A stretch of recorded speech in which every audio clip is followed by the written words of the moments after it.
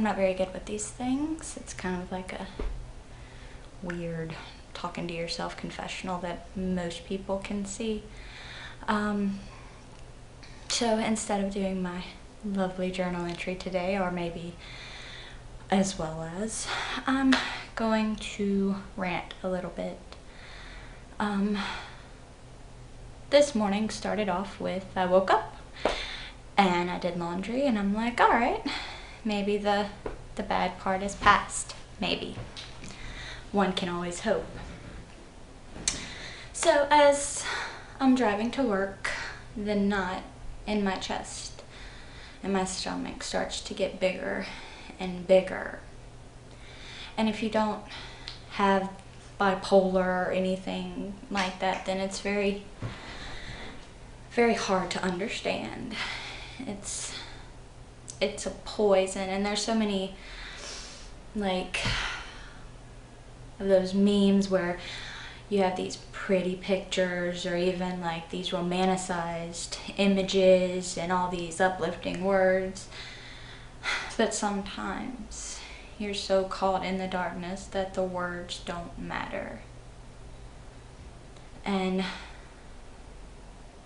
there's just emptiness. So moving on along to my day, I get to work at 10:45, and before I get there I stop by Walmart and I pick up some cheap leg shavers and wrapping and first aid and all that, because sometimes the only way that I can feel or function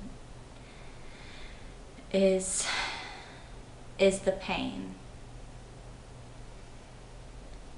So I get to work and I cut, and it's not pretty and it's not romantic and warning graphic, and I'll lose friends over this, or people won't respect me or whatever, but I think that people need to know why we can't just get over it, and why it's not just as simple or as pretty as the memes make it. This is how I cope. This is how I become normal. This right there. And all its ugliness and all its pain and suffering. And so after I do that, and while I'm bandaging up, I end up locking my keys in my car, which, as you can imagine, is just fuel to the fire. So then I go inside and I'm trying to figure out how I'm gonna get my keys out of the car. And then I tell my boss that I'm gonna be late, and then I go and I have a nervous breakdown in her office where I'm crying, and because I'm on the verge of being fired and I try so hard, and it's 20 times more difficult for me than it is for a lot of people that don't have these problems. Unfortunately, I am one of the people that have these problems. But fortunately, they try to work with me as best they can, but the possibility of me being fired is still always there. And that is my life. Just building up to break down.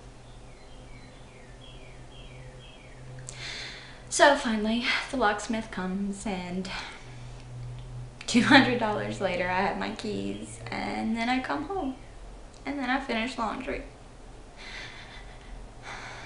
And then I just wonder if I'm really ever gonna be better, or if this is as good as it's gonna get.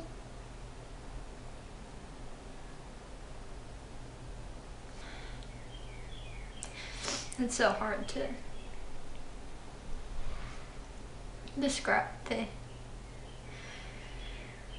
emptiness and the utter solitude, even with people around. Because no one wants to really know.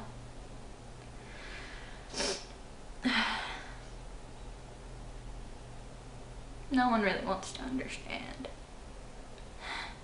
Because it's ugly, because it's visceral, because people like me are supposed to be medicated, and if we can't control it, then we should just be put somewhere and forgotten about.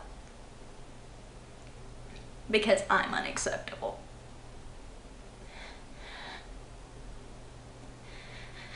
Because I'm supposed to be able to control it.